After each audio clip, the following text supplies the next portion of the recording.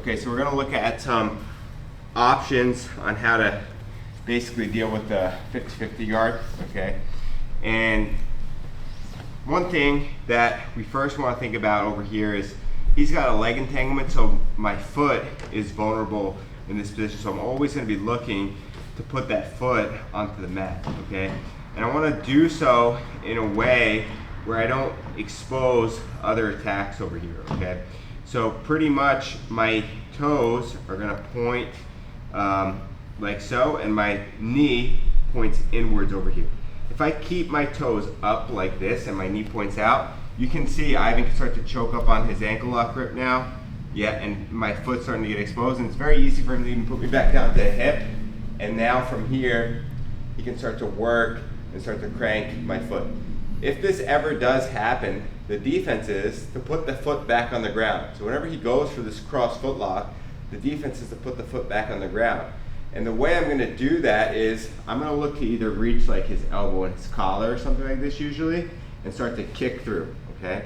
If I can't do that, I might have to just trust my boot and just kind of kick through. And again, he wants to point my toes, I want to flex my foot.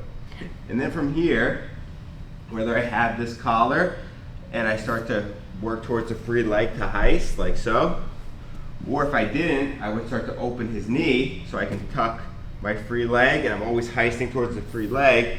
And one more time, we're back in that position where my foot is safe from the attack because it's on the mat. And then from here, we're usually looking to make one or of 2 or 3 grips, okay?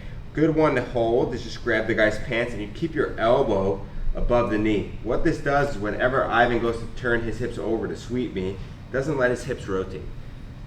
Another acceptable one is I can do the same thing, but on his collar. This does the same position. Again, you can see I'm turning myself towards the mat. My hip is being accented into the lock of his feet when I do that. And then finally, another one you can do is you can even grab his elbow like this. And again, your elbow is kind of, your armpit's kind of keeping control over this. Because what I'm worried about too is Ivan can get kind of up onto the shoulder over here, his hips can kind of rotate. Yeah, and he can start attacking like knee bars. So whenever his hips rotate, so if I'm here, my elbow can kind of limit that, try to rotate those hips. See how my elbow stops his knee, or this stops his knee from rotating over? That's what I'm focused on. And now that we know how to kind of stay safe in this position, we'll work on clearing it, okay? But one more time, we're gonna talk about if he does manage to kind of put my butt back on the ground, go ahead. We're in this position over here. Again, my foot's vulnerable, okay? I'm immediately looking, get some grips and boot, ideally, or get a grip and boot, or if I can't reach anything and he's kind of choking back up, I'm doing the best that I can with my feet.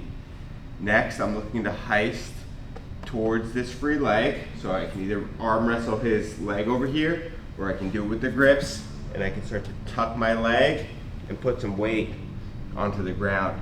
And as I do that, I'm coming up and I'm pointing my knee inwards, my toes inwards as well, and my hip is being accented into his lock over here.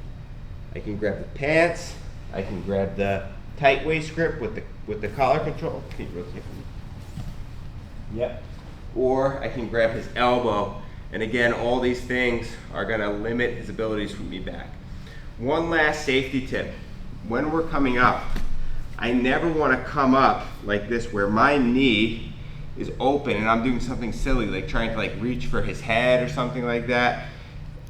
First of all, he's gonna put me back down very easily because my knee position's open. And if I'm naive enough to keep on insisting to not get put back down, as he goes to rock, I'm gonna hurt my knee. Okay, so always want to make sure about that. And you know, as somebody on the bottom, you might want to be aware of that for your training partner, okay? But this is our first position we're going to start from, and then we're going to look at passes after.